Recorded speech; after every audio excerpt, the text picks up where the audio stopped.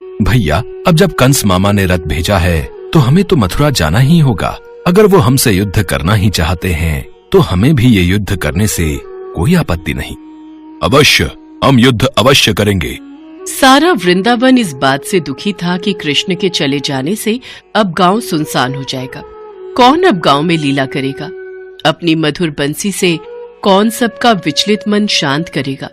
अपने कान्हा को जाता देख सभी दुखी थे, लेकिन कृष्ण की आंखें तो बस एक ही का इंतजार कर रही थी। सभी तो यहाँ हमें विदाई देने आए हैं, लेकिन राधा हमसे मिलने क्यों नहीं आई? क्या उन्हें ज्ञात नहीं कि हम यहाँ से जा रहे हैं? क्या जाने से पहले उन्होंने हमसे मिलना जरूरी नहीं समझा? हम स्वयं ही उनके पास जाएंगे। सबकी नजरों से बचते हुए कृष्ण राधा से मिलने गए। राधे, सभी हमें विदाई देने आए हैं, लेकिन तुम नहीं आई। क्या इसकी वजह जान सकता हूँ मैं? मेरा हृदय उन सब की तरह इतना मजबूत नहीं जो अपने कान्हा को जाते हुए देख पाऊं। भले ही आप हमसे दूर जा रहे हैं, लेकिन मन से आप हमेशा मेरे साथ ही रहेंगे। मैं तो हमेशा ही तुम्हारे साथ हूँ राधे। जाने से पहले मैं आपसे कुछ मांगना चाहती हूँ। क्या आप मेरी इच्छा पूरी करेंगे? मांगो राधे, क्या मांगना चाहती हो? हमें वचन दीजिए कि हमारे हृदय में हमेशा केवल आपका ही वास रहेगा और हमारी मृत्यु से पूर्व हमें आपके दर्शन अवश्य होंगे। हम वचन देते हैं, लेकिन हम भी आपसे एक वचन चाहते हैं। कैसा वचन? हमारे जाने के पश्चात आप हमारे विलाप में एक भी आंसू नहीं बहाएंगी। हम पूरी कोशिश करेंगे। इसके बाद कृष्ण मथुरा नगरी चले गए, जहाँ पहुंचकर उन्होंने कंस के साथ साथ सभी राक्षसों का भी वध किया और साथ ही अपने माता पिता वासुदेव और देवकी को भी मुक्त करवाया। इसके बाद श्री कृष्ण ने द्वारका की ओर प्रस्थान किया, जिस कारणवश उनका नाम द्वारकाधीश भी पड़ा। कुछ साल बाद उनका विवाह रुक्मणी से और सत्यभामा से हो गया। इसके साथ ही श्री कृष्ण की 16,108 रानियां थी, लेकिन उन सब में से रुक्मणी उनकी सबसे प्रिय पत्नी थी। श्री कृष्ण से विवाह हेतु रुक्मणी अपने भाई रुक्मी के विरुद्ध चली गई थी और कृष्ण जी से भागकर शादी कर ली थी और सुखपूर्वक अपनी जिंदगी कृष्ण के साथ बिताने लगी। उधर वृंदावन में राधा का विवाह भी यादव से हो गया। अपना पत्नी धर्म निभाते हुए राधा ने अपने सभी कर्तव्य पूरे किए, लेकिन प्रेम तो वो अभी भी कृष्ण से ही किया करती थी। देखते ही देखते कई साल बीत गए। एक दिन राधा सोचती हैं, मैंने अपने सभी कर्तव्य पूरे किए, अब मैं अपने सभी कर्तव्यों से मुक्त हूँ, इसलिए अब मैं अपने कान्हा के पास द्वारका चली जाऊंगी। सारे कर्तव्य भली भांति पूरा करने के पश्चात राधा अपने प्रियतम की नगरी द्वारका पहुंच गई। जब कृष्ण ने राधा को देखा तो वो बहुत प्रसन्न हुए। द्वारका में राधा को कोई नहीं पहचानता था, जिस वजह से राधा ने कृष्ण से अनुरोध करके उनको अपने महल में सेविका का कार्यभार देने के लिए कहा। प्रभु, मुझे अपने महल में सेविका का कार्यभार सौंप दीजिए। मैं इस महल में रहकर भली भांति यह कार्य कर लूंगी। जैसी आपकी इच्छा। राधा महल में रहकर ही अपना कार्य सही तरीके से करने लगी और मौका मिलते ही कृष्ण को चुपके से देख लिया करती थी। एक दिन अपने महल में सो रहे कृष्ण रात को नींद में कहते हैं, राधे राधे श्री कृष्ण राधे, राधे राधे श्री कृष्ण राधे। उनके मुख से राधा का नाम सुनकर रुक्मणी को बहुत बुरा लगता है।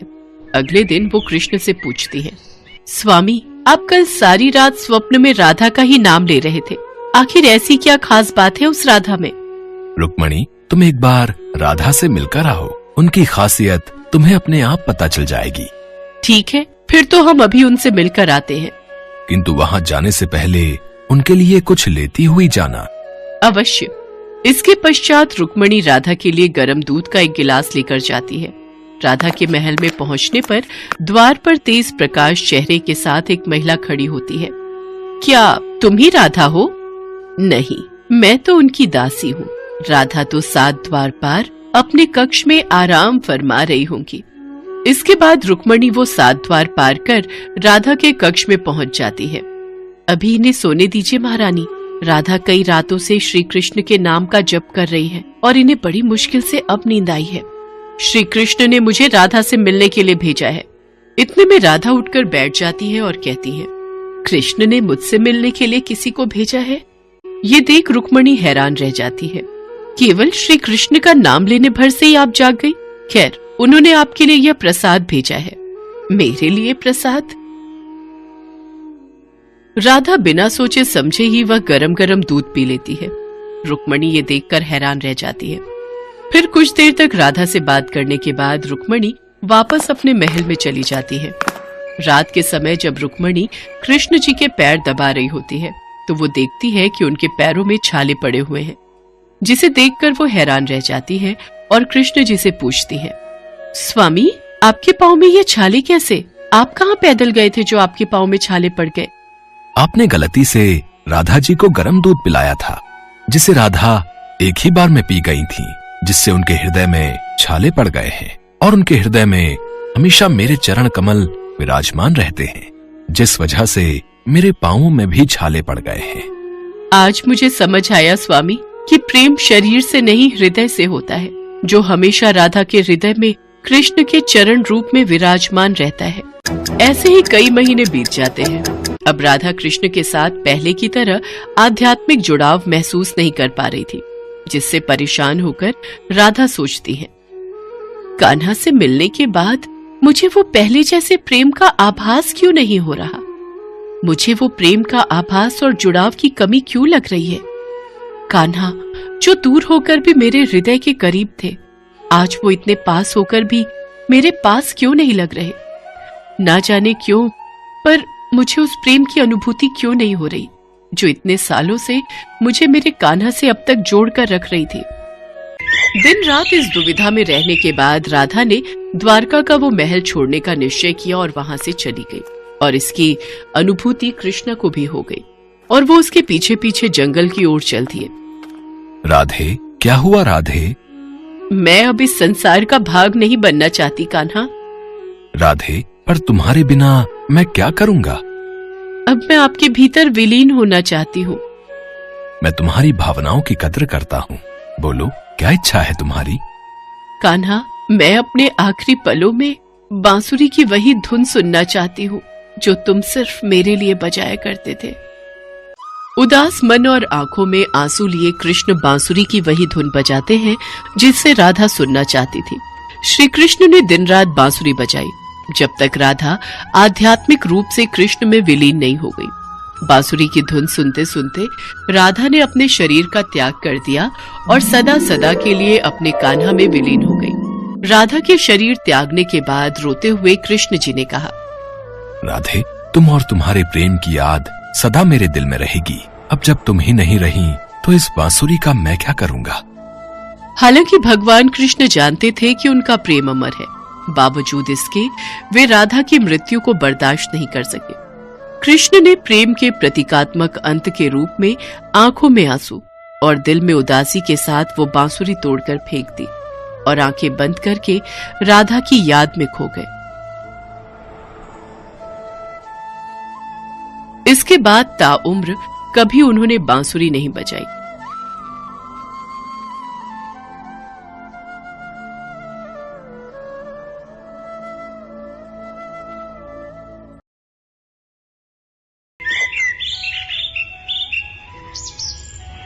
बहुत समय पहले की बात है। उत्तर प्रदेश के मथुरा जिले में राधा रानी के जन्मस्थान बरसाने में एक धनवान सेठ जी रहते थे। सेठ जी के 3 बेटे और 3 बहुएं थी। सेठानी जी का काफी समय पहले देहांत हो चुका था।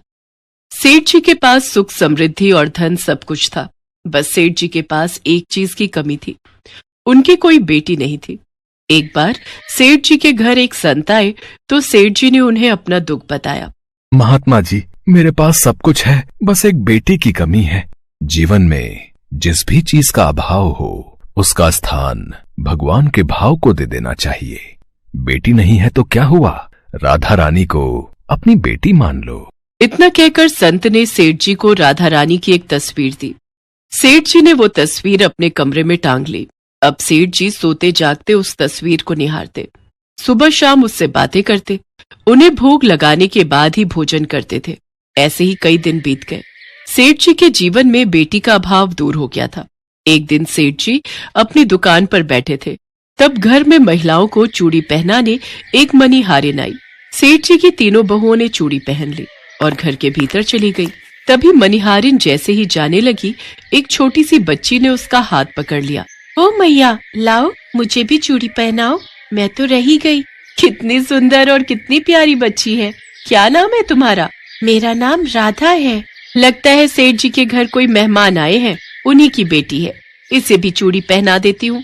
हाँ हाँ रुको बेटी, मैं तुम्हें रंग बिरंगी चूड़ियाँ पहना देती हूँ। उस लड़की को चूड़ी पहनाने के बाद मनिहारिन सेठ जी के पास चूड़ियों के दाम लेने पहुंची। सेठ जी, लाओ चूड़ियों के पैसे दो। अच्छा, पहना आई चूड़ियाँ, अभी देता हूँ। सेठ जी पैसे गिनकर मनिहारिन को देने लगे। सेठ जी, मुझे ज्यादा पैसे चाहिए, ये तो कम है। क्यों, चूड़ियों के दाम बढ़ा दिए हैं क्या? नहीं नहीं सेठ जी, दाम नहीं बढ़ाए हैं। हमेशा 3 को चूड़ी पहनाती हूँ, आज 4 को चूड़ी पहनाई है। मेरे घर में तो सिर्फ 3 बहुएं हैं, चौथा कौन आ गया? ये ले पकड़, जब घर में चूड़ी पहनने वाले 3 लोग हैं तो 3 के ही पैसे दूंगा। उसके बाद सेठ जी ने मनिहारिन को 3 बहुओं की चूड़ियों के पैसे देकर मनिहारिन को भेज दिया और घर आकर अपनी बहुओं से पूछा, बड़ी बहू, क्या तुम तीनों के अलावा किसी और ने भी चूड़ियाँ पहनी थी? नहीं तो पिताजी, हम तीनों ने ही पहनी थी। क्यों, क्या हुआ? इसका मतलब मनिहारिन मेरे से झूठ बोलकर ज्यादा पैसे ले जा रही थी। अच्छा हुआ मैंने उसे पैसे नहीं दिए। लाओ लाओ बहू, भोजन ले आओ। राधा रानी को भोग लगाकर मैं भोजन कर लेता हूँ। सेठ जी ने राधा रानी को भोजन का भोग लगाया और स्वयं भी भोजन खाकर राधा रानी का नाम जपते हुए सो गए। उस रात सेठ जी के सपने में राधा रानी आई। वे बहुत उदास थी, उनकी आंखें नम थी। बेटी, क्या हुआ, तुम क्यों उदास हो? पिताजी, आज मेरे घर चूड़ी पहनाने मनिहारिन आई थी। मैंने भी उससे चूड़ियाँ पहन ली। 3 बहुओं की चूड़ियों का मोल तो मनिहारिन को चुका दिया, परंतु अपनी बेटी को भूल गए। मैं भी तो उसी घर में रहती हूँ ना पिताजी, आप ही तो कहते हो मैं आपकी बेटी हूँ। राधा रानी की बातों को सुनकर सपने में ही सेठ जी की आंखों से आंसुओं की धारा बहने लगी। अगले दिन सुबह सुबह सेठ जी मनिहारिन के घर पहुंचे और बोले, मनिहारिन, तेरा भाग्य तो संत महात्माओं से भी बड़ा है। मैंने श्री राधा रानी को अपनी बेटी माना है, लेकिन अभी तक इन आंखों से उनके दर्शन नहीं हुए और तुझसे वो चूड़ी पहन गई। सेठ जी ने मनिहारिन के चरण पकड़ लिए। तुमने मेरी बेटी को चूड़ियां पहनाई हैं, जो मोल लेना है ले लो। सेठ जी की बातों को सुनकर मनिहारिन की आंखों से आंसू गिरने लगे। सचमुच वो मनिहारिन बहुत भाग्यशाली थी, जो उसे श्री राधा रानी को चूड़ी पहनाने का सौभाग्य प्राप्त हुआ।